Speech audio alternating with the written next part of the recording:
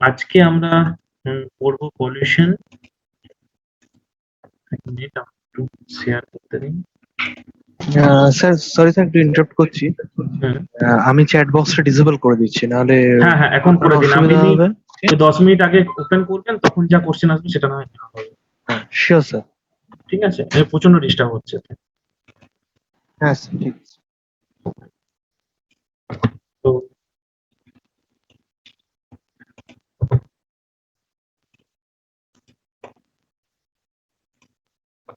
ওকে, তো পলিউশনের মধ্যে air pollution first টপিকটা আসছে। তো সেটা নিয়ে আজকে আমরা ডিসকাস করব।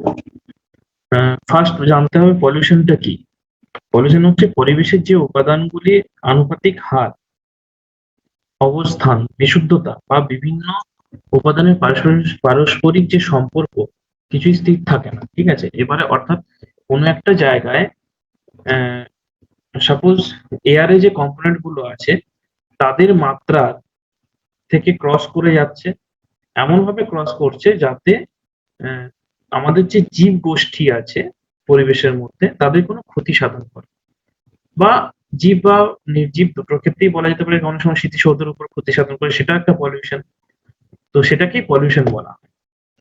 বা উদ্ভিদের জীবনের মাত্রার কোনো ক্ষতিকর প্রভাব বিস্তার করে, তাকে আমরা বায়ু দূষণ বলা হয়। অর্থাৎ কি বলা হচ্ছে যে আমাদের যে বায়ুমণ্ডল আছে তার মধ্যে যে ভৌত রাসায়নিক বা জৈব পদার্থ যেগুলো আছে, সেটা হতে পারে তাদের যে যেগুলো আগে ছিল সেইগুলো কোনো ইস্যু হচ্ছে, মানে হয় বেড়ে যাচ্ছে, নাইট্রোজেনটা বেড়ে গেল, কার্বন ডাইঅক্সাইডটা কমে গেল, বা কার্বন ডাইঅক্সাইডটা বেড়ে গেল, নাইট্রোজেনটা কমে গেল, অক্সিজেনটা কমে গেল। এই যে সরি স্যার, ভয়েসটা না মাঝে মধ্যে একটুখানি ব্রেক করছে।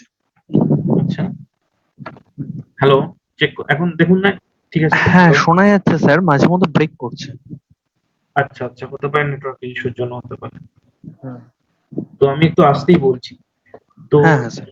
সেক্ষেত্রে দেখা যাচ্ছে যে কম্পোনেন্ট যেগুলো আছে সেই কম্পোনেন্ট গুলো যদি কোনো চেঞ্জ হয়, তাদের যে অনুপাতটা যেটা থাকছে বায়ুমণ্ডলে তার যদি কোনো মধ্যে চেঞ্জ হচ্ছে, সেক্ষেত্রে যে প্রাণী বা উদ্ভিদ যেগুলো আছে পরিবেশের মধ্যে তাদের ক্ষতি সাধন করছে। যেমন কথার কথা বলছি, যে কার্বন মনোক্সাইড যদি খুব বেশি বেড়ে যায় অক্সিজেন বাতাসের মধ্যে, বা কার্বন ডাইঅক্সাইড যদি খুব বেশি বেড়ে যায়, সামান্যতম যদি চেঞ্জও হয়ে থাকে, সেক্ষেত্রে কিন্তু প্রবলেম হতে পারে।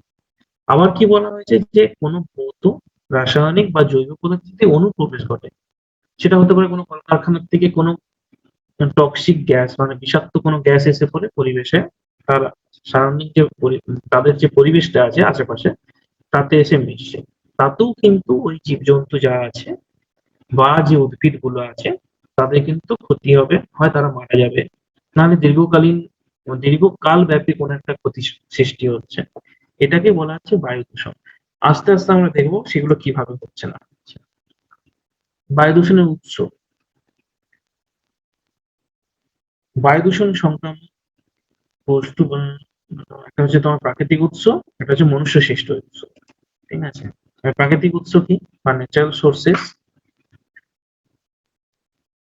প্রকৃতির থেকে উৎপন্ন বায়ু দূষণ সংক্রামক, যে সংক্রামককে প্রাকৃতিক উৎস বলা হয়। অর্থাৎ প্রকৃতির থেকে যে বায়ু দূষক গুলো তৈরি হচ্ছে সেগুলোকেই বায়ু প্রাকৃতিক ন্যাচারাল পলিউশন বা ন্যাচারাল সোর্সেস বা ন্যাচারাল পলিউশন বলা হয়ে থাকে। যেমন হচ্ছে আগ্নেয়গিরি থেকে অগ্নুৎপাত, তাতে কি হচ্ছে সালফার ডাইঅক্সাইড থাকছে, ধূলিকণা থাকছে।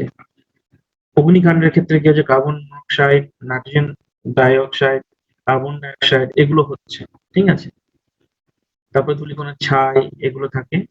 তারপর হচ্ছে ঝড়, ধূলিকণা বাড়ে। পরপর আছে দেখুন। উদ্ভিদ থেকে যেমন হচ্ছে বিভিন্ন পার্থেনিয়াম যে গাছ আছে আমাদের আশেপাশে আমরা দেখে থাকি, ওর যে রেণুগুলো থাকে সেইগুলো আমাদের শরীরে ঢুকে এবং আমাদের ব্রঙ্কিওলকে ইনফেক্ট করে, মানে লাংসে ইনফেক্ট করে, দিয়ে ব্রঙ্কাইটিস বা এই জাতীয় হাঁপানি টাইপের রোগ সৃষ্টি করে।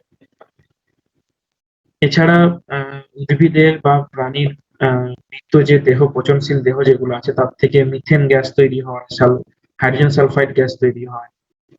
সমুদ্রের থেকেও হয়, সমুদ্রের থেকে ধূলিকণা, লবণকণা। আমরা সমুদ্রের ধারে গেলে দেখা যাবে যে ওর যে হাওয়াটা আসে, বা সমুদ্রের ধারে যদি আমরা যে বিভিন্ন বাড়ি যদি দেখি, সেক্ষেত্রে দেখা যাবে তাদের দেওয়ালে একটা হালকা তাদের দেওয়াল খুব তাড়াতাড়ি নষ্ট হয়ে যায়, কারণ ওই বাতাসের মধ্যে থাকছে লবণের বিভিন্ন লবণের কণা, ছোট ছোট পার্টিকেল যে ওই দেওয়ালে পড়ে, দেয়ালে যে লাগে, তো সেক্ষেত্রে সেগুলোকে এফেক্ট করে। এগুলো হচ্ছে ন্যাচারাল সোর্স। আর ম্যাগনেট সোর্স বা মনুষ্য সৃষ্ট সোর্স তো প্রচুর আছে। আমরা যা কিছু করছি সেটা বিদ্যুৎ উৎপাদন কেন্দ্র থেকে sulphur dioxide, nitrogen dioxide, carbon dioxide, carbon monoxide, nuclear বিদ্যুৎ উৎপাদন কেন্দ্র থেকে বিভিন্ন তেজস্ক্রিয় গ্যাস, যেমন সিজিয়াম আছে, কার্বন-14 আছে, আয়োডিন আছে, আর্গন আছে, এগুলো বিভিন্ন তেজস্ক্রিয় গ্যাস আছে, এগুলো উৎপাদন হয়। গাড়ি ঘোড়া পরিবহনের ক্ষেত্রে হয়, পরিবহনের ক্ষেত্রে সালফার ডাইঅক্সাইড, নাইট্রোজেন ডাইঅক্সাইড দুটোই হয়, কার্বন মনোক্সাইডও হয়। তারপরে অনেক সময় আমাদের যে তেলটা আছে, এই তেলটার মধ্যে অনেক ক্ষতিকারক যে ভারী বস্তু বা হেভি মেটালস যেগুলো আছে, যেমন পারদ, সীসা, এগুলো বাতাসের মধ্যে বেরিয়ে আসে। বিভিন্ন কারখানা যেমন সোল্ডারিং আয়রন, যে এখানে মানে যেখানে সোল্ডারিং বা ইলেকট্রনিক জিনিস যেখানে তৈরি হয়, সেখান থেকে সীসার ধোঁয়া বেরিয়ে আসে। এগুলো বাতাসে এসে পরে মিশে এবং পরবর্তীকালে সেগুলো বড় বড় এফেক্ট ফেলে আর কি।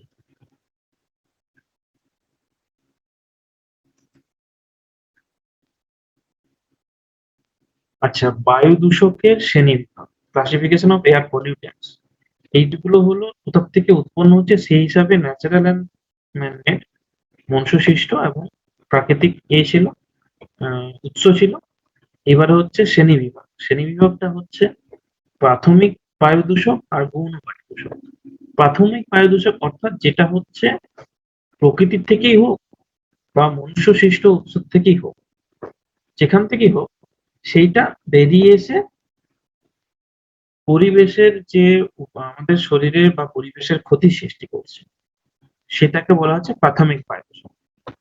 যেমন যেগুলো হচ্ছে পরাগরেণু, virus, carbon monoxide, carbon dioxide, sulphur oxides এবং নাইট্রোজেন অক্সাইডস। ঠিক আছে, ফ্লাই অ্যাশ হতে পারে, ধূলিকণা হতে পারে, এগুলো সব প্রাথমিক বায়ু দূষক। অর্থাৎ এটা উৎস থেকে যেমন ছিল এসে পরে আমাদের শরীরে এসে পড়ে বা প্রকৃতিতে এসে পড়ে বিভিন্ন ক্ষতি সৃষ্টি করছে ডাইরেক্টলি, সেটা হচ্ছে প্রাইমারি। গৌণ বায়ু দূষক কি? প্রাথমিক বায়ু দূষক থেকে গৌণ দূষকের সৃষ্টি হয়, সেটা সূর্যালোকের উপস্থিতিতে হতে পারে বা অনুপস্থিতিতে হতে পারে। অর্থাৎ একটা বায়ু দূষক, প্রাথমিক বায়ু দূষক, আরেকটা প্রাথমিক বায়ু দূষকের সাথে কম্বাইন্ড হয়ে পড়ে, মিশ্রিত হয়ে পড়ে একটা আলাদা ধরনের দূষকের সৃষ্টি করছে, একটা আলাদা পলিউটেন্টের সৃষ্টি করছে। সেটা কি করবে? সেটা আমাদের পরিবেশে এসে পড়ে আবার হয়তো ওর থেকে বেশি হতে পারে, ক্ষতিকারক হতে পারে, অথবা ওর থেকে কম ক্ষতিকারক হতে পারে। সেটা ডিপেন্ড করছে কেমন কম্পোনেন্ট তৈরি হচ্ছে তার উপর। তো যেমন তার একটা উদাহরণ দেওয়া যেতে পারে, যেমন হচ্ছে সালফিউরিক অ্যাসিড, সালফার SOX যেটা আছে, সালফার ডাইঅক্সাইড, জলের সাথে মিক্সিং, বাতাসে বেরিয়ে এসে জলের সাথে মিক্সিং হয়ে পড়ে, জলের জলীয় কণা যেটা বাতাসে আছে তার সাথে মিক্স হয়ে পড়ে সালফিউরিক অ্যাসিড তৈরি করছে। সেটা নিচে এসে পড়ে বিভিন্ন স্মৃতিসৌধের উপর পড়ে, যেটা আমরা অ্যাসিড রেন বলে জেনে থাকি। আমাদের পরবর্তীকালে আমরা অ্যাসিড রেন কি ইন ডিটেলস জানবো, বাট টার্মটা আমরা সবাই জানি। তো অ্যাসিড রেন তো হচ্ছে এইভাবে। স্মোক আর ফগ, ধোঁয়া এবং কুয়াশা দুটো মিলে পড়ে হচ্ছে স্মোক। ঠিক আছে। প্যান, পারক্সি অ্যাসিটাইল নাইট্রেট, এইটাও হচ্ছে দুটো অনেক রকমের থেকে দুটো আলাদা আলাদা কম্পোনেন্ট সূর্যালোকের উপস্থিতিতে এসে পড়ে।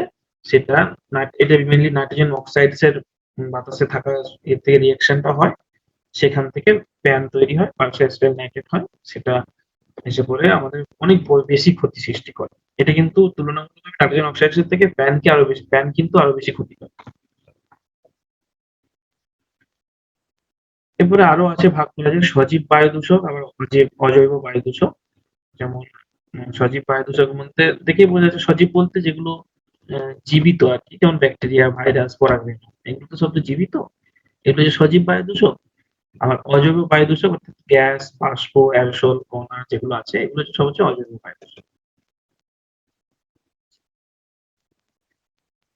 অ্যারোসলটা কি? অ্যারোসল হচ্ছে বাতাসের মধ্যে যে আনুবীক্ষণিক যে সকল, এক মিনিট, হ্যাঁ, আনুবীক্ষণিক কঠিন, তরল এবং কলোয়েডের যে মিশ্রণ আছে, সেগুলোকে অ্যারোসল বলা। বিভিন্ন মিক্সচার, যেমন ধরি আমি যেমন বললাম স্মোক, সেটা হচ্ছে সরি, এই যে ধোঁয়া আছে, যেমন হচ্ছে এটা হচ্ছে ধোঁয়া মানে কি, ছোট ছোট ছোট অতি সূক্ষ্মাতি সূক্ষ্ম কণা, 1 মাইক্রনের ছোট কণা, সেটা হচ্ছে বাতাসের সাথে মিশে পড়ে আহ, এই ধোঁয়ার সৃষ্টি করে। ধোঁয়া তো অন্য কিছু না, ধোঁয়া হচ্ছে আমরা যে পোড়াচ্ছি কিছু একটা, কাঠ কয়লা পোড়াচ্ছি ধরুন, একটা কাঠ পোড়ানো হচ্ছে, সেখান থেকে যে কার্বনের পার্টিকেল গুলো আছে, ছোট ছোট ছোট পার্টিকেল আছে, সেই পার্টিকেল গুলো বাইরে বেরিয়ে আসে এবং সেটা বাতাসের সাথে মিশে পড়ে ধোঁয়ার সৃষ্টি করছে। ওর মধ্যে মানে ওটা অ্যাকচুয়ালি মিক্সচার অফ ডাস্ট, একদম 1 মাইক্রনেরও কম ডাস্ট এবং গ্যাস, দুটো মিক্সিং এর পর ধোঁয়া। এগুলো ইন ডিটেলস বইতে আরো দেওয়া আছে। যেহেতু টাইমটা কম, আমি গোটাটা বলছি না, আমি জাস্ট টাচ করে বেরিয়ে যাচ্ছি। পিপিটিটা পরে পেয়ে গেলে অবশ্য আপনাদের ভালো হবে, সেটা আপনারা পরে নিতে পারেন আমার কাছ থেকে। এবার হচ্ছে এফেক্টস অফ এয়ার পলিউশন।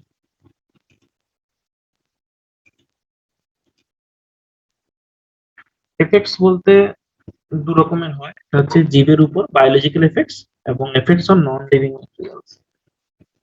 ঠিক আছে, এবারে মানুষের এই এই এফেক্টস গুলোর মধ্যে আবার আছে হিউম্যান হেলথ, হিউম্যানের উপর এফেক্ট, অ্যানিমেলের উপর এফেক্ট, আর প্ল্যান্টের উপর এফেক্ট। একটা একটা করে দেখি কি কি আছে, এফেক্ট কি কি হয়।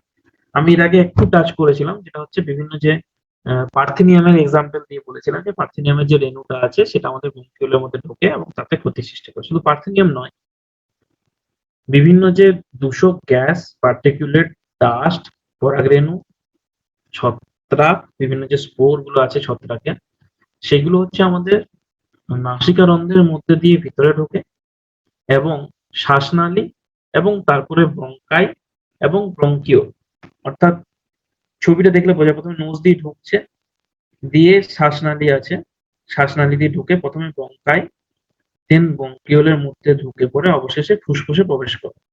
এবং ফুসফুসে এই যে ব্রঙ্কিওলের ছোট ছোট ছোট ছোট যে জালিকাগুলো আছে, অ্যালভিওলি যেগুলো আছে, এই অ্যালভিওলি, ব্রঙ্কিওল এবং অ্যালভিওলির মধ্যে ওগুলো যে এসে জমা হয়ে থেকে যায়। যেটা কি হয়, পরবর্তীকালে ওইটা জমা হতে হতে হতে ওই জায়গাটা কি হবে, পুরো সেই সিমেন্টের মতো বা সিল্টেশন পড়ে যায় ওখানে পড়ে। তো সেক্ষেত্রে কি হয়, আমাদের যে লাংস এর ক্যাপাসিটিটা কমে যায় এবং লাংসটাকে পরবর্তীকালে বিভিন্ন ডিজিজ হয়।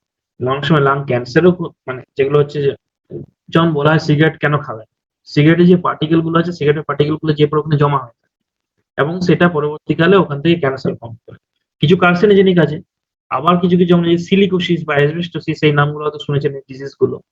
এগুলো কি হচ্ছে, যারা সিলিকা বেস কাজ করে কারখানা বা অ্যাসবেস্টার কারখানা, তাদের ওইগুলোতে কি হয়, ওই পার্টিকেল গুলো নাকের মধ্যে দিয়ে যেয়ে পড়ে লাংসে যেয়ে জমা হয় এবং ওখানে ওই যেটা বলুন সিলটেশন হয়ে যায় বা একটা কাঁচের মতো তৈরি করে দেয়, সেইটাকেই বলা হচ্ছে মানে সিলিকোসিস বা অ্যাসবেস্টোসিস, এগুলো নাম বলা হয়, যেটা থেকে যেটা হয় সেটাকে সেরকম নামকরণ করা হয়েছে।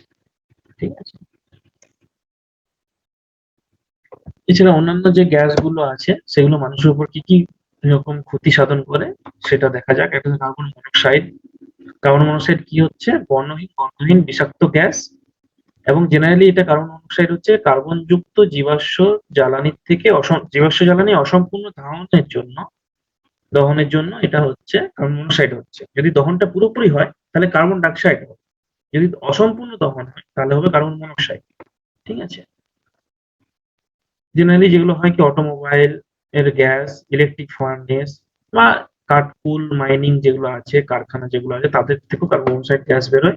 এতে গিয়ে রক্তে অক্সিজেন পরিবহন ক্ষমতা কমিয়ে দেয়। এটা হিমোগ্লোবিনের সাথে রিয়েকশন দিয়ে সেটা হিমোগ্লোবিনটাকে নষ্ট করে দেয় এবং তাতে অক্সিজেন ধারণের ক্ষমতাটা কমে যায়। এতে কি হয়, মাথায় অক্সিজেন কমে গেলে কি হবে, মাথা যন্ত্রণা হবে, বমি বমি ভাব হবে, শ্বাসকষ্ট হবে, এগুলো হচ্ছে এইসবগুলো হচ্ছে সিমটমস, এগুলো দেখতে পাওয়া যায়। ঠিক তেমনি সালফার ডাইঅক্সাইডের ক্ষেত্রে হচ্ছে চোখে জ্বালা হয়।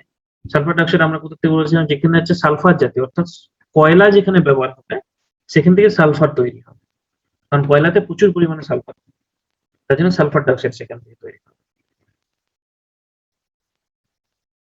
যেমন হচ্ছে এখানে কি হয়, চোখ জ্বালা করে, শ্বাসনালীতে জ্বালা সৃষ্টি হয়, নাক, গলা, ফুসফুসের ক্ষতি হয়, ব্রঙ্কাইটিস, হাঁপানির থেকে ক্যান্সার পর্যন্ত হতে পারে।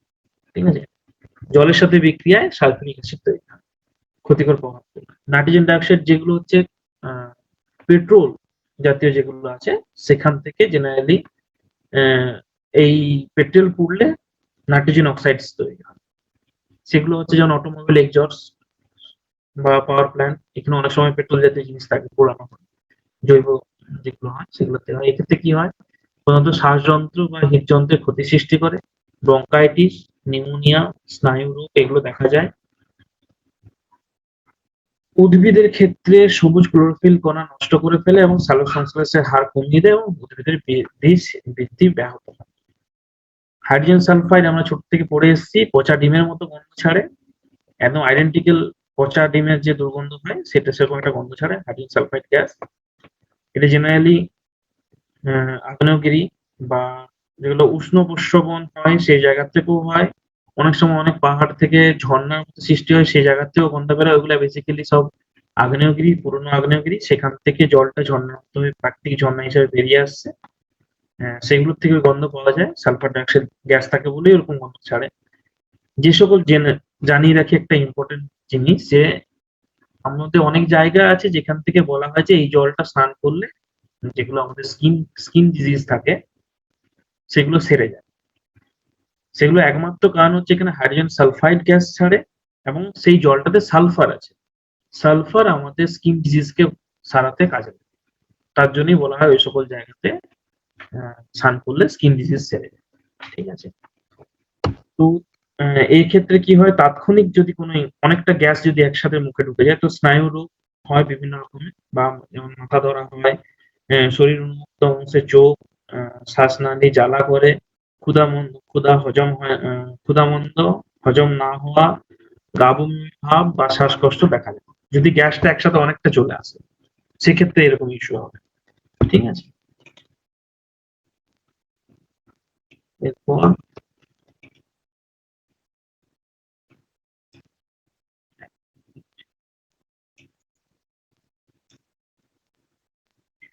হচ্ছে প্রাণীর উপর প্রভাব। ঠিক আছে? সালফিউরিক অ্যাসিড, নাইট্রিক অ্যাসিড বন্য প্রাণীর বৃদ্ধি, বিকাশ এবং বংশবিস্তারে ব্যাহত হয়। ওজোন, এগুলো ওজোন গ্যাস হচ্ছে কুকুর, বিড়াল, খরগোশের ফুসফুসে গলার পরিবর্তন ঘটে এবং রক্তক্ষরণ ঘটতে পারে।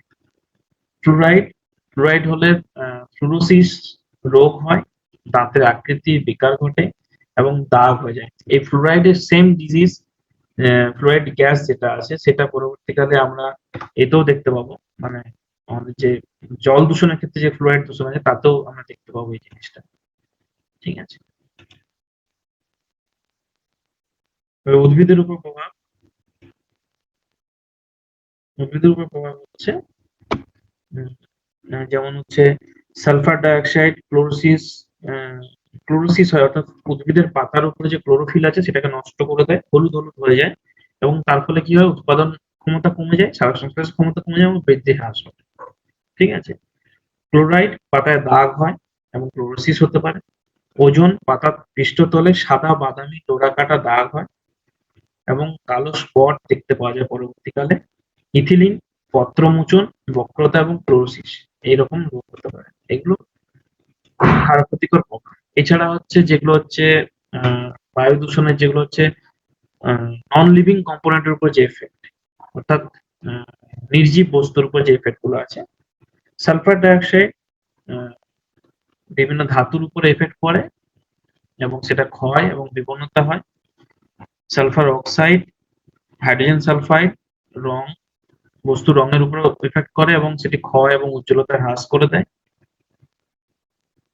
এইদিকে ছবি দেওয়া আছে, যেমন বলা হচ্ছে সালফার যেহেতু প্রচুর সালফার এবং HNO3 মানে H2SO4 এবং HNO3 বাতাসের মধ্যে প্রচুর বেশি পরিমাণে হয়ে যায়, তার জন্য তাজমহলের উপরে যেগুলো আছে, তাজমহল যেহেতু কার্বন জেনারেলি ক্যালসিয়াম কার্বনেটের তৈরি, মার্বেল পাথরের তৈরি, তো তো তার জন্য ওটা রিয়েকশন অ্যাসিডের সাথে রিয়েক্ট করে করে ওটা কি করে, ওর যে ঔজ্জ্বল্যতা যেটা আছে সেটাকে নষ্ট করে দিয়েছে, কিছু কিছু জায়গায় ফুটো হয়ে গেছে। এগুলো হচ্ছে এফেক্ট, লং টার্ম এফেক্ট আর কি।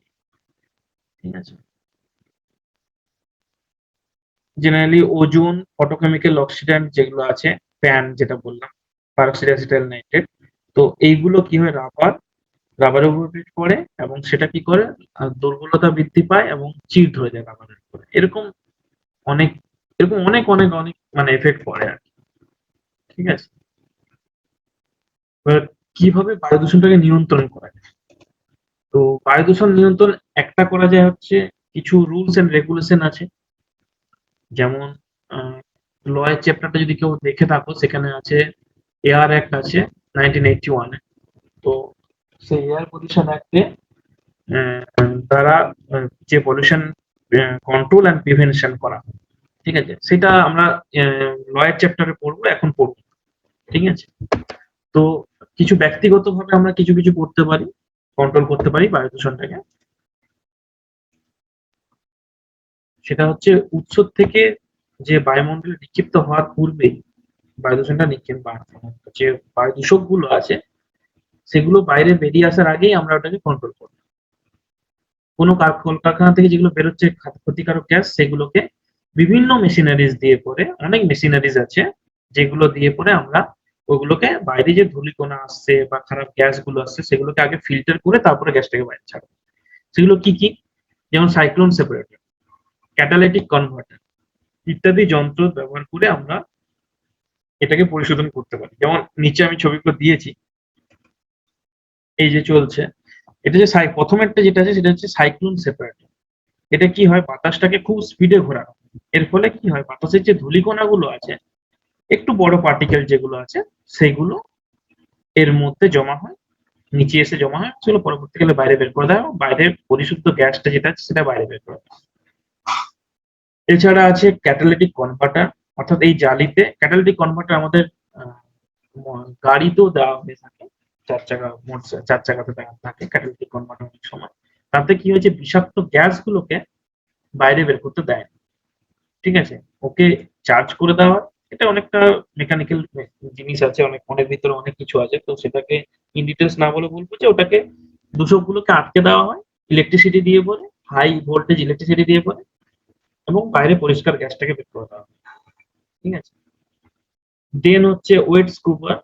ওয়েট স্কুবার হচ্ছে একটা বায়োলজিক্যাল প্রসেস, যেমন আমরা বলে থাকি যদি জল দেওয়া হয় ধূলিকণা আটকে যাবে, তো ঠিক সেম প্রসেসে করা হয়। একদম ডান দিকে যেটা আছে, তাতে কি হয়, যে একদম নোংরা উপর থেকে জল ছড়ানো হয়, গ্যাসটা নিচে পরপর পড়তে থাকে। এর ফলে কি হয়, গ্যাসটা যখন নিচে আসবে ওর মধ্যে যে জলীয় যে ধূলিকণা থাকে বা একটু বড় পার্টিকেলস থাকে, সেগুলো হচ্ছে নিজেদের মধ্যে জলে ভিজিয়ে পড়ে কি হবে, ওটা বড় বড় দানা তৈরি হবে এবং সেটা নিচে পড়ে যাবে এবং গ্যাসটা আলটিমেটলি বেরিয়ে যাবে। এটা হচ্ছে ওয়েট স্কুবার। এইভাবে আটকানো যেতে পারে। দ্বিতীয়ত হচ্ছে বিকল্প জ্বালানি ব্যবহার করা যেতে পারে। যে জ্বালানিগুলো আমাদের থেকে অনেক বেশি খারাপ জিনিস বেরোচ্ছে, সেগুলোকে আটকানোর কম দেখতে হবে কোনটাতে বেশি বেরোচ্ছে, কোনটাতে কম বেরোচ্ছে, সেটাকে আমরা সেইভাবে ব্যবহার করবো। উন্নত প্রযুক্তির মাধ্যমে, মানে যেগুলো উন্নত প্রযুক্তি ব্যবহার করতে হবে, যেমন আজকের দিনে দাঁড়িয়ে থেকে আজ থেকে 50 বছর আগে যে ইলেকট্রিসিটি তৈরি করার জন্য যে কারখানা ছিল, বা যে কারখানাগুলোতে কোনো প্রোডাকশন তৈরি করা হচ্ছে কিছু, সেটা হতে পারে স্টিল আয়রন হতে পারে বা যাই হোক, তাতে যে এফিসিয়েন্সি ছিল, মানে যে পরিমাণ আমাদের জ্বালানি ব্যবহার হতো, সেই জ্বালানিটা অনেক কম লাগে বর্তমানে। অনেক এফিসিয়েন্ট হয়েছে, এফিসিয়েন্সি আজ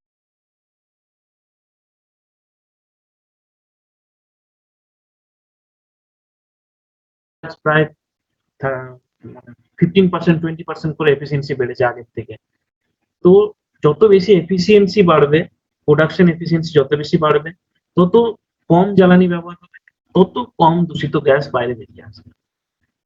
ঠিক আছে?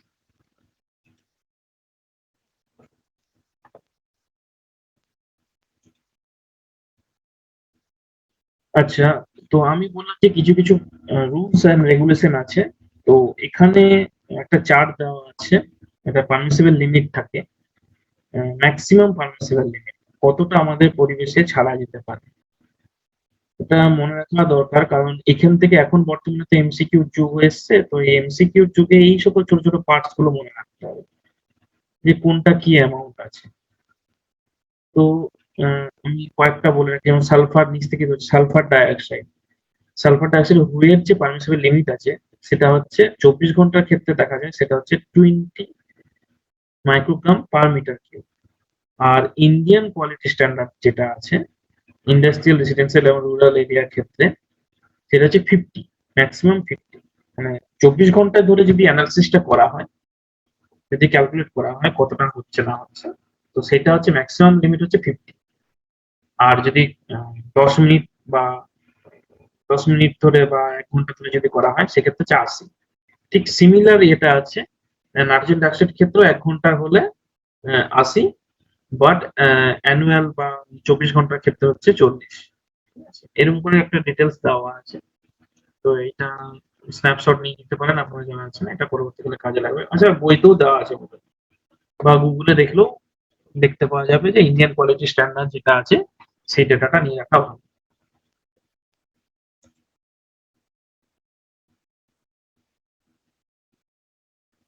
আচ্ছা, এখানে ব্যক্তিগত উপায় যেটা ওখানে কিছুটা বলছিলাম, ডিসকাস করছিলাম, এখানেও দেওয়া আছে আরো ডিটেলসে। সেটা হচ্ছে আহ, আমাদের যে এই যে দেওয়া আছে শক্তির উৎস থেকে সংরক্ষণ। যেমন বললাম যে শক্তিটা যদি আমি যে জ্বালানিটা আমরা ব্যবহার করছি সেটাকে চেঞ্জ করা, যেটা থেকে বেশি দূষিত পদার্থ বেরোয় সেটা আমি ব্যবহার করবো না, অন্যটা করবো। বা পদার্থের পুনর্ব্যবহার, রিসাইকেল অফ মেটেরিয়াল। আমি যদি একটা প্লাস্টিকের বালতি বা বলতে পারি যে যদি একটা স্টিলের বালতিকে যদি আমি বারবার যতটা সম্ভব তার ব্যবহার করব, তাহলে তার উৎপাদনের চাহিদাটা কমবে। আমি কিছুটা খারাপ হলে আমি ফেলে দিলাম প্রোডাকশনটা, বা কোনো একটা ইলেকট্রনিক্স গ্যাজেটই যদি হয় সেটাকে আমি পুরোপুরি খারাপ হওয়ার আগে রিপেয়ারিং না করে, একটা ইউজ হলো, একটু খারাপ হলো, বাস আমি এটাকে সারাবো না, আমি এটা ফেলে দিচ্ছি, আমার যেটা আমি নতুন একটা কিনে নেবো। তো এইভাবে উৎপাদনের চাহিদাটা বৃদ্ধি করে। তো এটাকে অ্যাভয়েড করতে হবে। অপ্রচলিত বা চিরাচরিত শক্তির ব্যবহার করা, ইলেকট্রিক সৌরশক্তি, বায়ু শক্তি, এগুলোকে ব্যবহার করতে হবে। তাতে কি হবে যে আহ, জ্বালানির যে মানে কয়লা পূর্বে কম, পেট্রোল পূর্বে কম, তাহলে সালফার অক্সাইডস কম উৎপাদন হবে, নাইট্রোজেন অক্সাইডস কম উৎপাদন হবে, কার্বন মনোক্সাইড কম উৎপাদন হবে, কার্বন ডাইঅক্সাইড কম উৎপাদন হবে। তো এইভাবে আমরা নিজেরা নিজেদের চারিদিকে আমরা এটা ভাবে কমাতে পারি। বৃক্ষরোপণ, বনসৃজন, সেটা তো একটাই আছে, কারণ উপায় তো একটাই, গাছ লাগাতে হবে। গাছ ছাড়া কেউ বাঁচাতে পারবে না। আমরা এই ওয়েট স্কুবার যতই লাগাই, যতই আমরা এই ক্যাটালিটিক কনভার্টার লাগাই, আলটিমেটলি গ্যাস কিন্তু বাইরে আসবেই, সেটাকে কোনো না কোনো ভাবে কমাতে হবে। আমি বাইরের থেকে যেটা আছে 10, পরিবেশের মধ্যে 10 ইউনিট আছে, 10 ইউনিটটাকে আমি কমাচ্ছি না, অথচ প্রতিদিন 1 ইউনিট 1 ইউনিট করে বাইরে রিলিজ করছি, তো আলটিমেটলি যেটা 100 ইউনিট হবে একদিন না একদিন। তো আমাকে গাছ লাগিয়ে সেটাকে কমাতে হবে। ঠিক আছে। আচ্ছা, কিছু কিছু গ্যাস মানে এয়ার পলিউশন রিলেটেড কিছু কিছু ইনসিডেন্ট হয়েছিল। তো সেগুলো এক দুটো ডিসকাস করছি। যেমন হচ্ছে ভোপাল গ্যাস দুর্ঘটনা 2রা এবং 3রা ডিসেম্বর 1984 হয়েছিল। রাত্রিবেলায় হয়েছিল ঘটনাটা। কি হয়েছিল না, ইউনিয়ন কার্বাইড কারখানা যেটা আছে, তারা মিথাইল আইসোসায়ানাইড, এই গ্যাসটা ওদের লাগতো কার্বাইড প্রোডাকশনের জন্য। তো ওইটা লিক করে এবং গ্যাসটা খুবই বিষাক্ত, এবং উৎপায়ী হওয়ার জন্য মারাত্মকভাবে জীবনহানি ঘটনা ঘটে। প্রায় 2300, 2300 মানুষ মারা যায়, এবং 2 লক্ষ মানুষ পঙ্গু হয়, এবং অসংখ্য পশু পাখি মারা যায়। ঠিক আছে। তো এতে কি হয়, জেনারেলি কি কারণে হয়েছিল, প্রধানত কুলিং সিস্টেমটা অকেজো হয়ে গেছিল, যেটা ওকে কম্প্রেসড করে রাখতো গ্যাসটাকে, এবং উষ্ণতাটা 0 ডিগ্রি থেকে বেশি বৃদ্ধি পেয়ে যাওয়ার জন্য কি হয়, সেটি বৃদ্ধি পায়, সেটি জলের সংস্পর্শে এসে পরে অত্যাধিক চাপ এবং তাপের সৃষ্টি করে, ফলে সেফটি ভালভটা ভেঙে যায়, নষ্ট হয়, এবং নিরাপত্তা ব্যবস্থা স্বাভাবিক না থাকার জন্য গ্যাসটি কে দাহ্য হওয়া সত্ত্বেও সেটাকে জ্বালিয়ে দেওয়া সম্ভব হয়। জেনারেলি এগুলো কিছু কিছু সিস্টেম দেওয়া থাকে, যেমন কি হয়, কোথাও যদি লিকেজ হয়, এমন সিস্টেম করা থাকে, সকল পেস্টিসাইডস কারখানা হতে পারে বা সার কারখানা হতে পারে, সেখানে অটোমেটিকলি শাটডাউন হয়ে যাবে কোম্পানি, অথবা যে গ্যাসটা যদি দাহ্য হয় সেটাকে ডাইরেক্টলি ওখানে জ্বালিয়ে দেওয়া হবে, এরকম সিস্টেম রাখা হবে। তো এই সিস্টেমটা, এই যে সেফটি সিস্টেমটা, এটা কাজ করে, অকেজো হয়েছিল, তার জন্য এই জিনিসটা দাঁড়িয়েছে। ঠিক আছে। আর ডিসেম্বর মাস, তার মানে হচ্ছে শীতকাল। শীতকালে কি হয়, আমাদের এয়ারটা এমনিতে একটু কম্প্রেস। শীতকালে দেখা যাবে, যদি আমরা দেখি ভালোভাবে, শীতকালে যদি কোথাও ধোঁয়া বেরোয় কারো বাড়ির থেকে, সেই ধোঁয়াটা কিন্তু নিচের লেভেলেই থেকে যায়। যদি গ্রামের দিকে যদি কারো বাড়ি হয় তারা খেয়াল করে দেখবেন যে সবসময় শীতকালের যে ধোঁয়াটা হয় সন্ধ্যাবেলায় ধোঁয়াটা সেটা সবসময় নিচের একটা লেয়ারকে মেনটেন করে চলে, সেখানেই থেকে যায়, উপর দিয়ে চলে না। গ্রীষ্মকালে সেটা কিন্তু উপর দিকে চলে যায়। তো এই কারণে কি হয়, একটা লোয়ার লেভেলে মেনটেন হয়েছিল গ্যাসটা অনেক দীর্ঘকালে। ঠিক এই ঘটনা, সিমিলার ঘটনা ঘটে। আচ্ছা, এখানে কিছু ছবি দেওয়া আছে অলরেডি। এরকম ভাবে হাত পা বেঁকে একদম পঙ্গু হয়ে যায়। মিথাইল আইসোসায়ানাইড গ্যাসটা কিছুটা জেনেটিক চেঞ্জও করে ফেলেছিল আর কি। আচ্ছা, এরকমই আরো ঘটনা হচ্ছে, সেটা হচ্ছে লন্ডন স্মোক এবং লস অ্যাঞ্জেলেস স্মোক। ঠিক আছে, লন্ডন স্মোক হচ্ছিল সালফার স্মোক। ঠিক আছে, এইটাও ডিসেম্বর মাসে হয়েছিল। ঠিক সেম কেস হয়েছিল। এটাকে গ্রেট স্মোক অফ 1952 বলা হয়। এটা সিভিয়ার এয়ার পলিউশনের একটা ইভেন্ট হয়েছিল, যেটা হচ্ছে ব্রিটিশ ক্যাপিটাল অফ লন্ডনে। এবং এটা কি হয়, ইউজুয়ালি যেহেতু ওয়েদারটা কোল্ড ছিল, আমি যেটা বললাম যে বাতাসের নিচের লেভেলে এটা থেকে যায়, কি বলে, গ্যাসটা থেকে স্টে করে যায়। এর জন্য কি হয়, একটা থিক লেয়ার অফ স্মোক এই গোটা সিটিটার উপরে মানে আচ্ছাদিত হয়েছিল। রাত্রিবেলায় হয়েছিল, টোটাল গ্যাসটা জমা হয়েছিল। এবং তাতে কি হয়, এই যে 5 ডিসেম্বর টু 9 ডিসেম্বর টোটালটা গ্যাসে পুরো ঢেকেছিল। এতে প্রায় 4,000 মানুষ মারা গেছে। ঠিক আছে, এবং ডাইরেক্টলি রেজাল্ট অফ স্মোকে কি হয়, প্রায় 1 লক্ষেরও বেশি মানুষ এতে ইনজিউর হয়ে থাকে, এবং আনুষঙ্গিক অন্যান্য যে অসুবিধাগুলো সেগুলো হয়েছে। একটা মাস কিল হয়ে যায়, মানে মানুষজন রাত্রিবেলায় ঘুমিয়েছিল বাড়িতে বাড়িতে, তারা ওখানেই মারা যায় শ্বাসকষ্টে। কারণ পুরোটা একদম ঘিরে ছিল ওই সালফার যে স্মোকটা আছে, ধোঁয়া, sulphur dioxide, sulphur oxides basically. Sulphur dioxide থাকতে পারে, মনোক্সাইড থাকতে পারে, অনেক কিছু থাকতে পারে। সব মিলিয়ে ওই গ্যাসটি তৈরি হয়েছিল। আর লস এঞ্জেলেস স্মোকটা এটা দিনের বেলায় হয়েছিল। এটা হচ্ছে ফটোকেমিক্যাল স্মোক। ওই যে আমি বললাম ফটোকেমিক্যাল স্মোক মানে প্যান পারক্সি অ্যাসিটাইল নাইট্রেট। এটা কি হয়, সূর্যালোকের উপস্থিতিতে অন্যান্য গ্যাসের থ্রু দিয়ে গ্যাসের সাথে মিক্সিং হয়ে মানে সূর্যের আলোতে রিঅ্যাকশন হয়ে পরে এটি হয়ে থাকে, এবং তাতে এটাকে ফটোকেমিক্যাল রিঅ্যাকশন বা ফটোকেমিক্যাল স্মোক বলা হয় থাকে। এতেও প্রচুর মানুষ ইনফেক্টেড হয়েছিল, তবে মৃত্যুর পরিমাণ অনেক তুলনামূলক অনেক কম। ঠিক আছে, এটা কমপ্লিট হলো এয়ার পলিউশন। নেক্সট আমরা প্রসিড করব, কটা বাচ্চা দেখি। আচ্ছা, এখন 8 ঘন্টা আছে, তো দেখা যাক কতটা কমপ্লিট করা যায়। হচ্ছে water pollution. Last 10 minute chat বক্সটা ওপেন হবে, সেখানে আপনারা কোশ্চেন গুলো, আপনাদের যদি কোনো কোয়েরিজ থাকে, জানা কিছু থাকে, সেটা ওখানে দেবেন, আমি তার থেকে অ্যান্সার দেবো।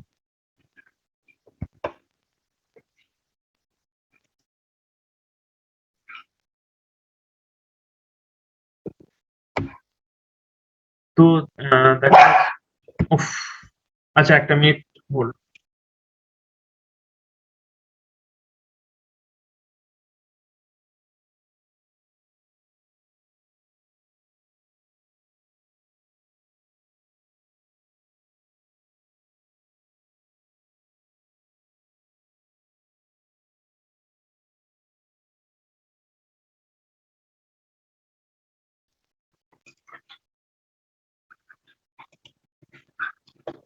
তো জল দূষণ কি হয়, জল দূষণ কি, জলের মধ্যে ঠিক যেমন এয়ার পলিউশন দেখলাম, ঠিক সেরকম ভাবে জলের মধ্যে যদি কোনো অবাঞ্ছিত পদার্থ মিশে থাকে, যার ফলে জলের ভৌত বা রাসায়নিক ধর্ম বা জৈবিক বৈশিষ্ট্যগুলো গুণগত মানে এমন কিছু পরিবর্তন ঘটে, যার ফলে জীবগোষ্ঠীর মধ্যে খারাপ প্রভাব সৃষ্টি করে, এই পরিবর্তনকে জল দূষণ বলে। অর্থাৎ জলের মধ্যে যদি অন্যান্য কোনো পদার্থ এসে মেশে, ক্ষতিকারক পদার্থ হতে পারে বা যে কোনো, বা কম্পোনেন্ট যেগুলো আছে সেটা যদি একটু কিছু চেঞ্জ হয় জলের মধ্যে, তো সেক্ষেত্রে যদি কোনো জলের যে ভৌত বা রাসায়নিক পদার্থ যে গুণাবলীগুলো আছে সেগুলোকে যদি কিছু চেঞ্জ হয়, সেটাকে ওয়াটার পলিউশন বলা হয়। ঠিক আছে, এবার জল দূষক কি কি আছে, ওয়াটার পলিউশন কি আছে। জল দূষণ সৃষ্টিকারী পদার্থগুলিকে জল দূষক হিসেবে নির্বাচিত করা হয়, এবং এগুলো হচ্ছে কি জৈব দূষক বা অজৈব পরিপোষক, যেমন হচ্ছে জীবের বর্জ্য পদার্থ, নাইট্রোজেন, ফসফরাস ইত্যাদি হতে পারে। রোগ জীবাণু সৃষ্টিকারী ব্যাকটেরিয়া, ভাইরাস, প্রোটোজোয়া হতে পারে। তারপর হচ্ছে বিভিন্ন পেস্টিসাইডস, বিভিন্ন ভারী ধাতু যেগুলো যেমন হেভি মেটালস যেগুলো বলা হয়, যেমন হচ্ছে ক্রোমিয়াম, আর্সেনিক, লেড, সীসা আর কি, বা তামা, ক্যাডমিয়াম, এইগুলো হচ্ছে জল দূষক বা বলা এয়ার ওয়াটার পলিউশন বলা হয় এগুলোকে। এবার জল দূষণের উৎস একটা হচ্ছে দু রকমের, মানে কোথার থেকে হচ্ছে, একটা হচ্ছে তো প্রাকৃতিক উৎস এবং মনুষ্যসৃষ্ট উৎস, এটা উম, বলা হয়, দুটো ভাগ করা হয়। এইটাকে বাদ দিয়েও যে দুটো উৎস অনুযায়ী যেটা সোর্স, প্রাকৃতিক উৎস, যে আমি যেমন এয়ার পলিউশনের ক্ষেত্রে যেমন দেখা গেল যে যেটা প্রাকৃতিক কোনো কাজের মাধ্যমে যদি কিছু হয়, প্রাকৃতিক ভাবে যে দূষণটা হচ্ছে সেটা হচ্ছে প্রাকৃতিক উৎস, মানুষ দ্বারা সৃষ্ট উৎসটাকে বলা হচ্ছে মনুষ্য সৃষ্ট উৎস। ঠিক আছে, এবারে হচ্ছে প্রত্যক্ষ উৎস এবং অপ্রত্যক্ষ উৎস, বেটার নন পয়েন্ট সোর্স এবং নন পয়েন্ট সোর্স। পয়েন্ট সোর্স কি? একটি নির্দিষ্ট অংশ থেকে দূষিত পদার্থ বাইরে বেরিয়ে এসে জল দূষণ তৈরি করে, একে বলা হচ্ছে বিন্দু উৎস। যেমন একটা কোনো কলকারখানার থেকে যদি একটা কোনো পদার্থ পাইপলাইনের মাধ্যমে দূষিত পদার্থ বাইরে এসে পরে মিশছে, নদীতে এসে মিশছে, টন টন দূষিত জল পদার্থ, সেটা হতে পারে সার কারখানার থেকে হতে পারে, বা কোনো উম, জায়গাতে, যে কোনো জায়গাতে treatment plant, water treatment plant থেকে হতে পারে, এগুলো হচ্ছে পয়েন্ট সোর্স। এবার নন পয়েন্ট সোর্স কি? যেমন হচ্ছে কোনো একটি নির্দিষ্ট জায়গা, অনেকটা বিস্তীর্ণ জায়গা থেকে যদি কোনো পদার্থ, দূষিত পদার্থ এসে মিশে, সেটাকে বলা হচ্ছে অপ্রত্যক্ষ উৎস বা নন পয়েন্ট সোর্স। ঠিক আছে, যেমন কি কি? যেমন এই যদি ধরুন একটা চাষবাস যেখান থেকে করা হচ্ছে, সেখানে যদি বলা হয়ে থাকে সেখান থেকে যে আমাদের চাষ জমি বা কোন একটা আহ, কি বলবো, আরবান এরিয়া, মানে একটা গ্রাম হতে পারে বা একটা শহরাঞ্চল হতে পারে, সেখান থেকে বেরিয়ে আসছে কোন একটা দূষিত পদার্থ অনেকটা জায়গা জুড়ে, সেইটাকে বলা হচ্ছে পয়েন্ট, নন পয়েন্ট সোর্স বা অপ্রত্যক্ষ উৎস। ঠিক আছে,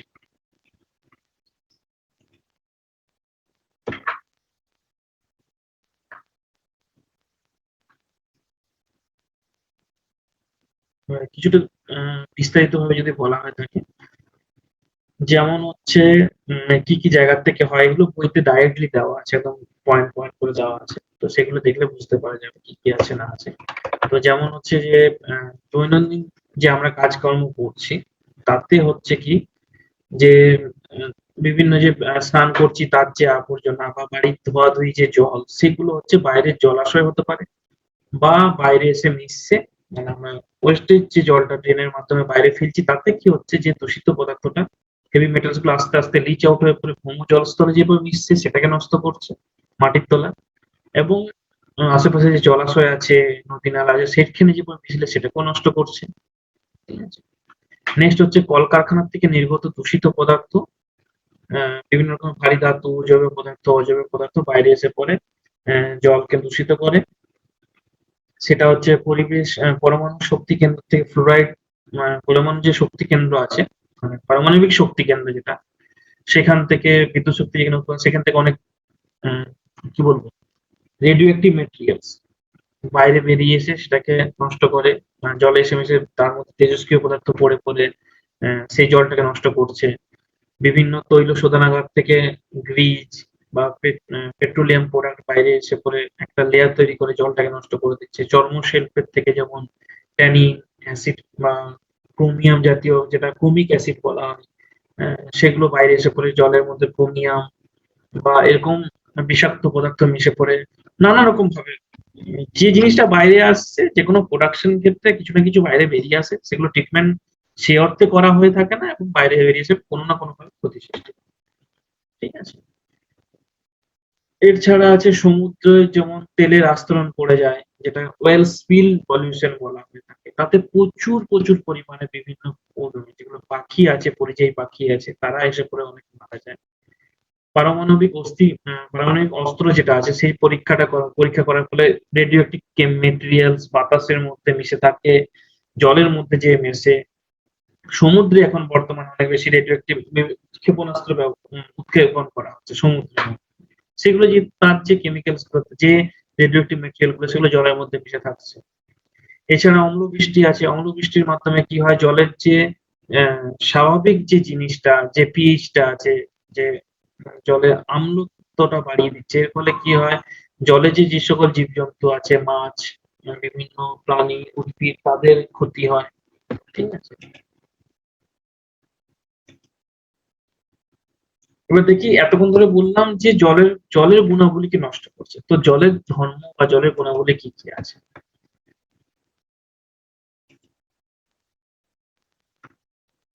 জলে দ্রবীভূত ভাসমান পদার্থ, জলে অনেক রকমের জিনিসপত্র থাকে। ঠিক আছে? যেমন সূক্ষ্ম অতি সূক্ষ্ম বস্তু কণা থাকে, জৈব পদার্থ থাকতে পারে এবং অজৈব পদার্থ দূষক হিসাবে উপস্থিত থাকতে পারে। অর্থাৎ এক পদার্থ অন্য পদার্থের সাথে বিক্রিয়া করেও জলকে দূষিত করতে পারে। সাধারণত ফিল্টার পদ্ধতিতে এগুলোকে আলাদা করা সম্ভব। জলে দ্রবীভূত বা ভাসমান পদার্থকে আলাদাভাবে ফিল্টার করা সম্ভব। আমরা বাড়িতে আজকাল আরো ফিল্টার সিস্টেম বা আল্ট্রা ফিল্টার বা নরমাল ফিল্টার করে আমরা আজকে জলকে পরিশোধিত করে ফেলেছি। এগুলো কিন্তু ভৌত পদার্থ।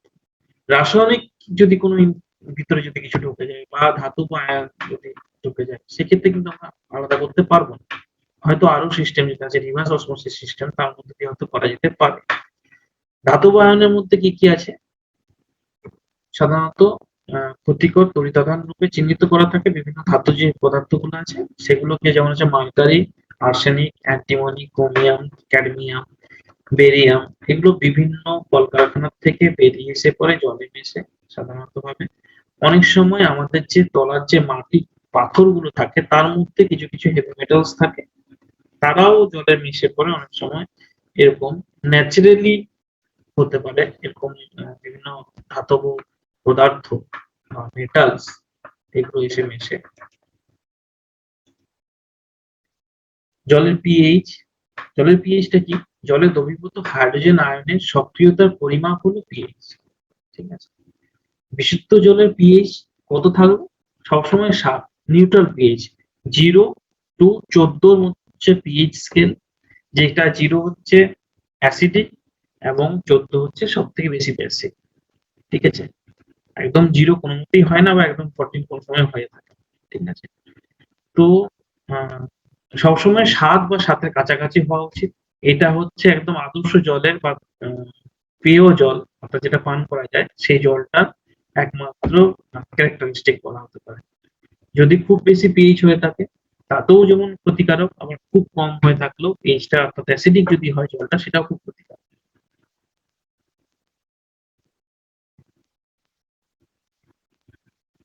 এই যে পিএইচ স্কেলটা দেওয়া আছে এখানে। পিওর ওয়াটার হচ্ছে 7, ড্রিঙ্ক মিল্ক হচ্ছে 6, এগস হচ্ছে 8, টুথপেস্ট হচ্ছে 9 পিএইচ। বর্ণ এবং জলের নিজস্ব কোনো গন্ধ বা বর্ণ নেই। দ্রবীভূত পদার্থের কারণে বিভিন্ন রকমের গন্ধ বা বর্ণ দেখা যেতে পারে। সুতরাং জলের বর্ণ বা গন্ধ তার দূষণের পরিচয় দেয়। অর্থাৎ জলটা যদি কোনো পানজেন্ট অর্থাৎ অপ্রিয় কোনো গন্ধ যদি পাওয়া যাচ্ছে জলটা, সেই জলটা খাবেন। সেই জলটা দূষিত হয়ে আছে, কোনো না কিছু জিনিস তার মধ্যে মিশে, সেটা হতে পারে ভালো বা খারাপ সেটা জানা নেই। তো অলওয়েজ যদি রংটা যদি খারাপ ট্রান্সপারেন্ট না হয়ে থাকে, যদি গন্ধটা ঠিকঠাক না হয়ে থাকে, তাহলে সেই জল না খাওয়াই বেটার। সেই জল দূষিত হয়ে আছে অলরেডি।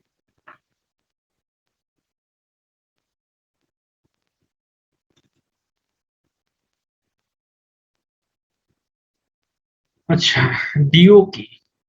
দ্রবীভূত অক্সিজেন, ডিজলভ অক্সিজেন বা দ্রবীভূত অক্সিজেন কি? জলের উপস্থিত জীবগোষ্ঠী বেঁচে থাকার জন্য প্রয়োজনীয় অক্সিজেন হলো জলে দ্রবীভূত থাকা অক্সিজেন, যা জলজ উদ্ভিদ, বিভিন্ন ফাইটোপ্লাঙ্কটন এরা সালোকসংশ্লেষ করে। এর মাধ্যমে কি হচ্ছে, জলের যে কার্বন ডাই অক্সাইড থাকে সেটাকে ওরা অক্সিজেনে কনভার্ট করে এবং জলের মধ্যে ছোট সেটা থেকে যায়। তো এইটা হচ্ছে ডিও, যেটা হচ্ছে জলের মধ্যে যে সকল মাছ বা অন্যান্য প্রাণী যেটা থাকে তাদের জন্য এই ডিওটা থাকে।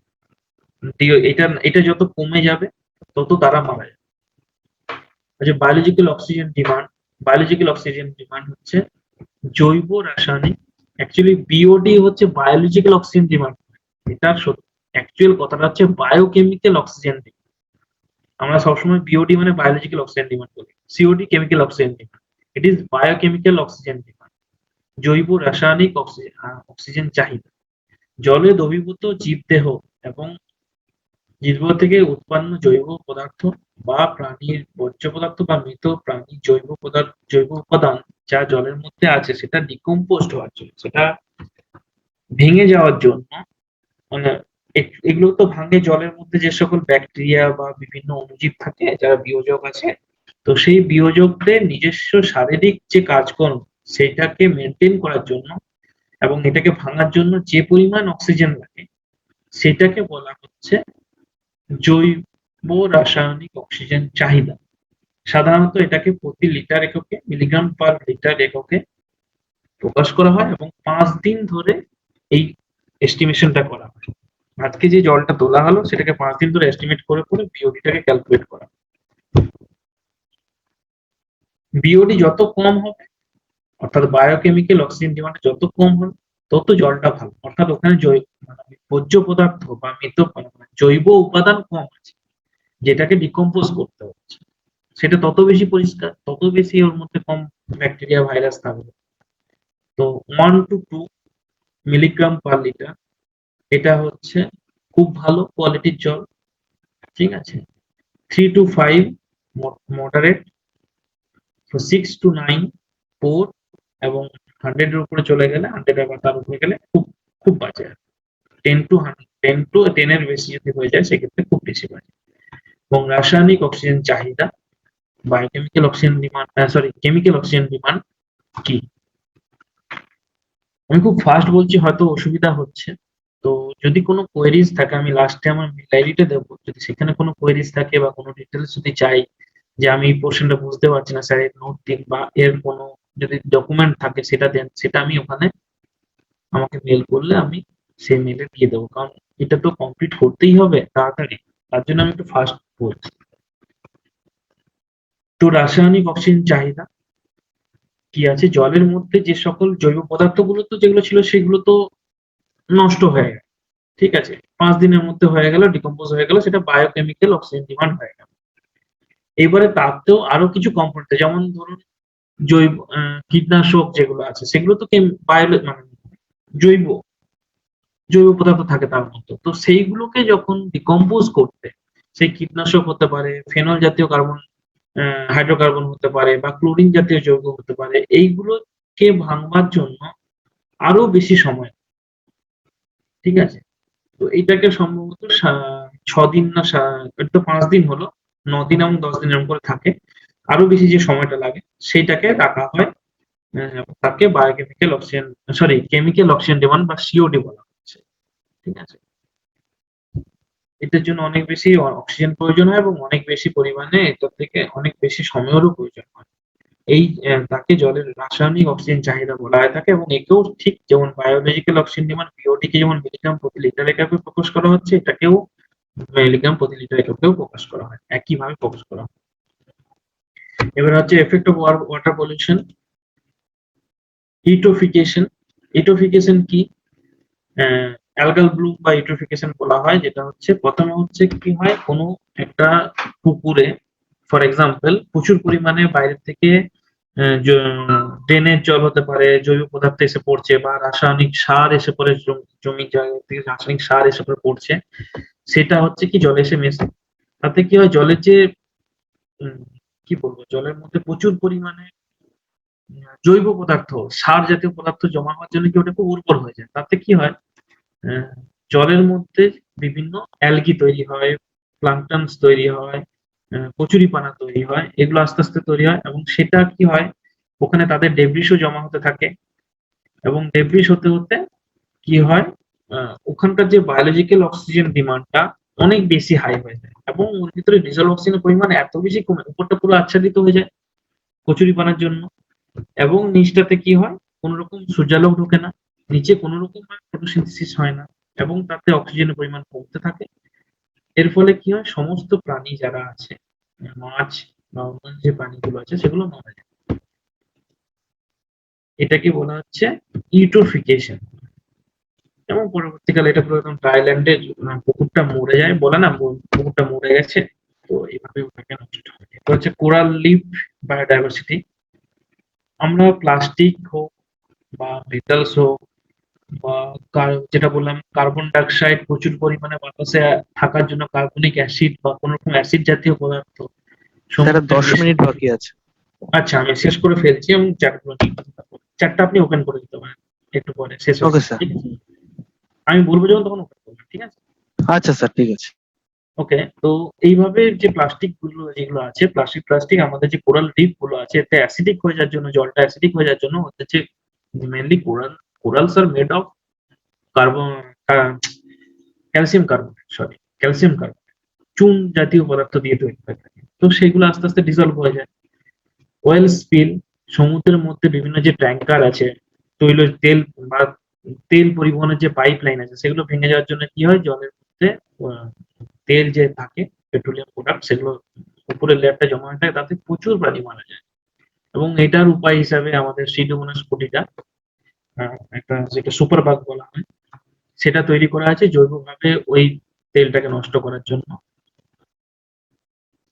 জল দূষণের মাধ্যমে অনেক রকম ব্যাধি সৃষ্টি হয়, বটুলিজম, ডায়রিয়া, কলেরা, এইগুলো কোন টাইপের অনেক কিছু ডিজিজ আছে যেগুলো হয়, এখানে ইন ডিটেল আছে। আহ, আমাদের বইতেও দেওয়া আছে, এটা বইয়ের চারটাকেই তুলে দেওয়া আছে, বইটাকে যেটা আছে ফলো করলে সেটা হবে, বা তোমরা চাইলে একটা করে স্ন্যাপশট নিয়ে নিতে পারো, এটা স্ক্রিনশট নিতে পারো। হেভি মেটালস বিভিন্ন রকম আছে যাদের জন্য বিভিন্ন রোগ হয়, যেমন হচ্ছে প্রথমেরটা হচ্ছে মিনামাটা ডিজিজ। এটা হচ্ছে যে মিনামাটা বে অর্থাৎ পারদ পারদ মার্কিউরি যেটা আছে সেটা জলে বেশি মিশে থাকলে সেক্ষেত্রে গিয়ে মিনামাটা ডিজিজ হয়। প্রথম ছবিটা দেন হচ্ছে ইটাই এই আগের ইউনিটে সব দেওয়া আছে। ইটাই হচ্ছে ক্যাডমিয়ামের জন্য।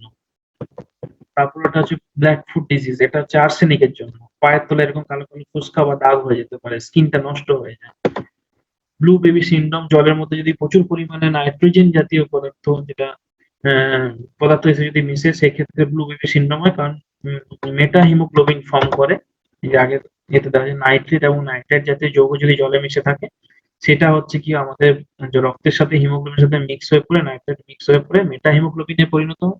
মেটা হিমোগ্লোবিন কি হয়, হিমোগ্লোবিনটা যে অক্সিজেন ধারণ ক্ষমতা সেটা কমে যায়, এবং অক্সিজেন ধারণ ক্ষমতা যদি শরীরে কমে যায় অবভিয়াসলি আমাদের শরীর নীল হতে শুরু করে। জেনারেলি বাচ্চাদের ক্ষেত্রে এরকম প্রবলেমটা দেখা যায়, এরকম ব্লু হয়ে যায়, তাকে ব্লু বেবি সিনড্রোম বলা হয়।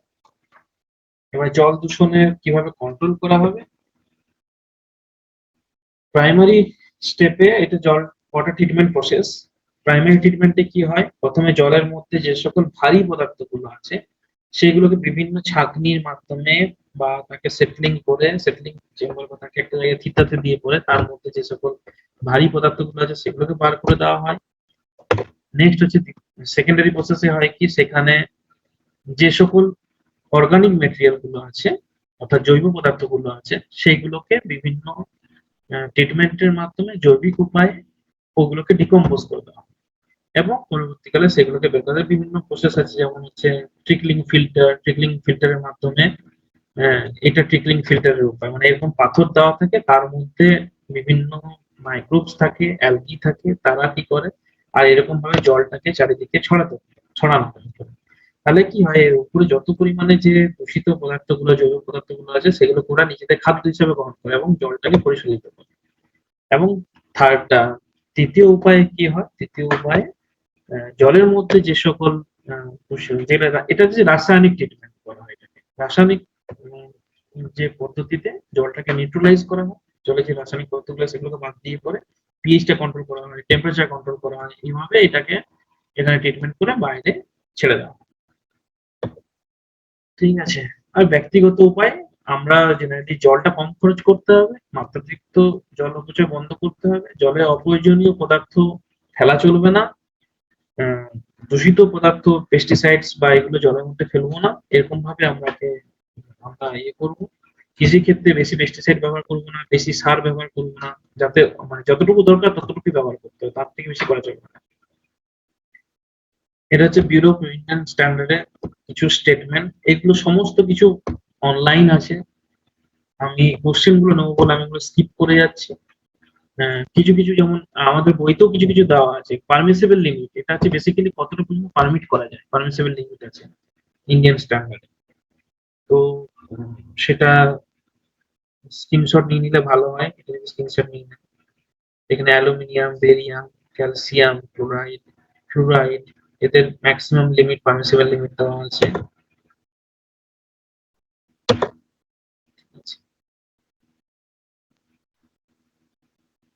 যেমন 0.05 হচ্ছে ইন্ডিয়ান পারমিসিবল লিমিট আর্সেনিকের ক্ষেত্রে, ক্যাডমিয়ামের ক্ষেত্রে, লেডের ক্ষেত্রে মাইক্রোগ্রাম পার লিটার।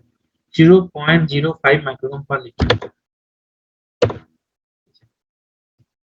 এটা হচ্ছে আমার মেল আইডি, যদি কারো কোনো কোয়েরিজ থাকে এখানে মেল ডালতে পারো, দিতে পারো, আমি তার ডিটেলস দেবো, মানে আমি তার যত সম্ভব চেষ্টা করবো।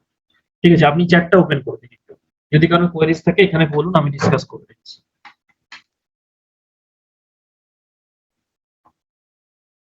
যদি তোমাদের কোনো কোয়েরিজ থাকে চ্যাট বক্সে দাও, আমি পার্টিসিপেন্ট আমরা একটু ভ্যালিড কোশ্চেন করবেন, মানে আজকে পড়া সংক্রান্ত কোশ্চেন করবেন, আদারওয়াইজ অন্য কোনো কোশ্চেন করবেন না, তাহলে কোনো কোশ্চেনারে সেটা হারিয়ে যাবে।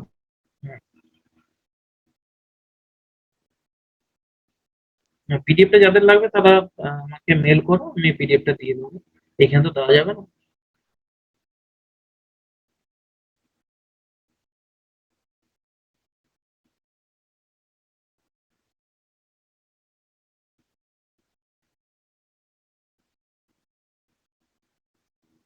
আচ্ছা, অনেকে ইংলিশ মিডিয়ামে আছেন, তো সেখানে অনেকগুলো বই আছে, যেমন এ টেক্সট বুক অফ এনভায়রনমেন্ট, এটা আগরওয়াল শিকদার দেব আছে। নেক্সট আছে এনভায়রনমেন্টাল স্টাডিজ, সম্ভবত। আচ্ছা, আমাদের সেন্ট্রাল গভর্নমেন্টের একটা বই রয়েছে, আহ, সেটাও নিতে পারেন। বইগুলোর নাম এই মুহূর্তে তো মনে পড়ছে না, বাট একটু অনলাইনে যদি সার্চ করেন তাহলে পেয়ে যাবেন আশা করি। অনেকগুলোই বই আছে ইংলিশ মিডিয়াম। ডিডিটি একটি কীটনাশক, ঠিকই। ডিডিটির কীটনাশক এই কারণে, কারণ ডিডিটির রেসিডেন্স টাইম, অর্থাৎ প্রকৃতিতে থাকার সময়টা অনেক বেশি, প্রায় 12 বছর থাকে প্রকৃতিতে।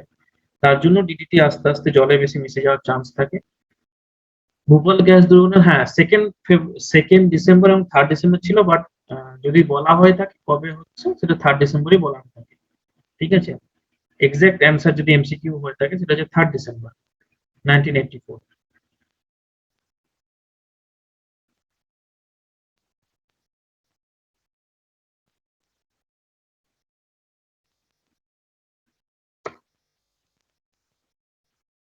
না, রেডিও সিলেবাসে ল্যান্ড পলিউশন বাদ পড়েনি, শুধুমাত্র নয়েজ পলিউশনটা বাদ দেওয়া হয়েছে। আজকে সময় হলো না, কারণ সময় ছিল না। আশা করছি পরের দিন যদি যদি টাইম পাই আগে আহ, ওই second, sorry, 4th and 5th chapter ইউনিটটা কমপ্লিট করবো, যদি টাইম থাকে তখন ল্যান্ড পলিউশনটা কিছুটা হলেও ডিসকাস করে দেবো।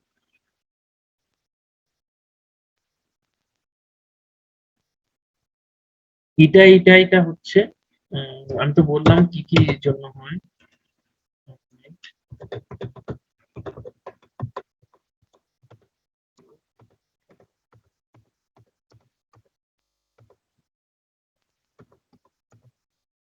এই যে মিনামাটা ডিজিজ হচ্ছে পারদের জন্য, এটাই হচ্ছে ক্যাডমিয়ামের জন্য, ব্ল্যাক ফুট ডিজিজ হচ্ছে আর্সেনিকের জন্য, এবং নাইট্রাইটের জন্য হচ্ছে ব্লু বেবি সিন্ড্রোম।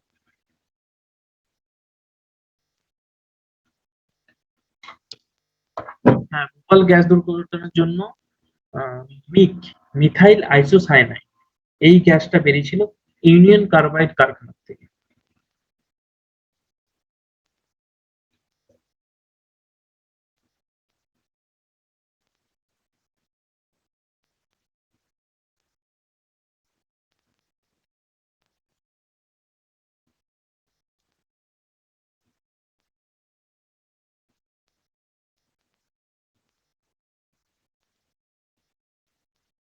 আচ্ছা, ইভিএস এর কোনো গ্রুপ নেই, অফিসিয়াল কোনো গ্রুপ নেই। ঠিক আছে, ক্লিয়ার করে দিই। ট্রিকলিং ফিল্টার হচ্ছে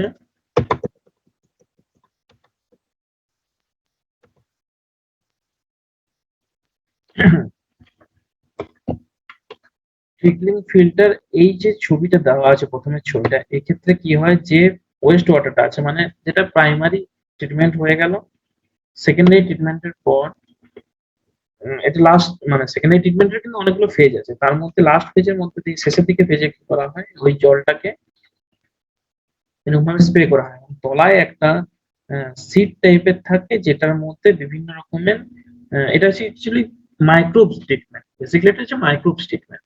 এর মধ্যে বিভিন্ন মাইক্রোবস থাকে, তার মধ্যে দিয়ে ওটা ঘুরতে থাকে জলটা, হয় উপরে স্প্রেটা ঘুরতে ঘুরতে হয় বা যে তলার যে মিডিয়াটা আছে সেটা ঘুরতে থাকে। এর ফলে কি হয়, ওই জলের মধ্যে যে সকল নিউট্রিয়েন্ট গুলো আছে সেগুলো হচ্ছে এখানে যে ব্যাকটেরিয়া বা কোনো অ্যালগি যেগুলো আছে সেগুলো কি করে, সেগুলোকে বিনষ্ট করে দেয়।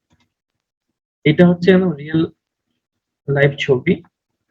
আহ, এই যে পাইপ লাইনের মাধ্যমে জলটাকে স্প্রে করা হচ্ছে ওয়েস্ট ওয়াটারটাকে, এবং এই উপরে যে পাথরগুলো আছে পাথরগুলো সবুজ সবুজ দেখতে পাচ্ছেন, এগুলো হচ্ছে বিভিন্ন অ্যালগি আছে, তো এগুলো ঘুরতে থাকে উপরে পাইপ লাইনটা এবং এই জলটা চারদিকে ছড়াতে থাকে, এবং এভাবে যে ওয়েস্ট যে মাইক্রোবস এর ব্যবহার করার মাধ্যমে ওয়েস্টটাকে কন্ট্রোল করা হচ্ছে। এবং এরপরে জলটা যেটা থাকে সেটা বাইরে বেরিয়ে যায়, ফ্রেশ ওয়াটারটা, এবং সেটাকে টার্সিয়ারি ট্রিটমেন্টে চলে যায়।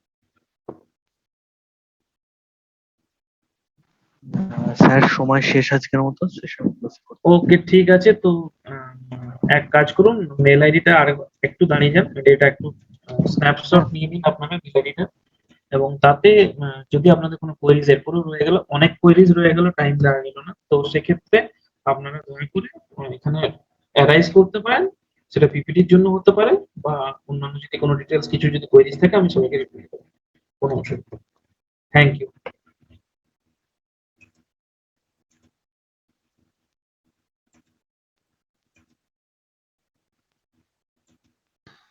Thank you sir. আপনি ক্লোজ করুন। হ্যাঁ, thank you sir, thank you.